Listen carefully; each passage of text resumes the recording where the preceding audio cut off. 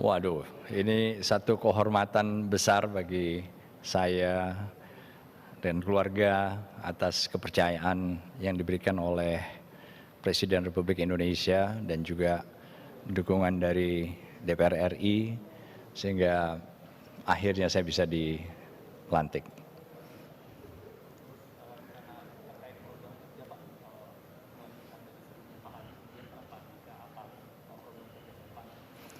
Program kerja kita akan melanjutkan secara umum karena memang kita kan sudah dibatasi ruang di mana tugas-tugas kita itu sudah juga dicantumkan dalam Undang-Undang Nomor 34 Tahun 2004. Jadi saya akan terus, tetapi memang detailnya saja dari tiap-tiap tugas itu yang perlu mungkin sedikit perlu evaluasi dan perbaikan sana sini.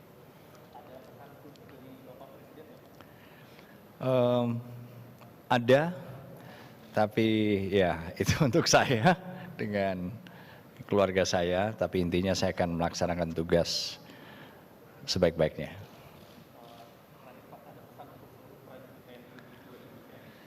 Seluruh prajurit TNI di seluruh Indonesia, Mas ya. Ya, saya ingin kita menjadi bagian dari kita sendiri, dari kita semua di tengah keluarga, teman maupun sanak saudara kita semua karena kita adalah bagian dari mereka.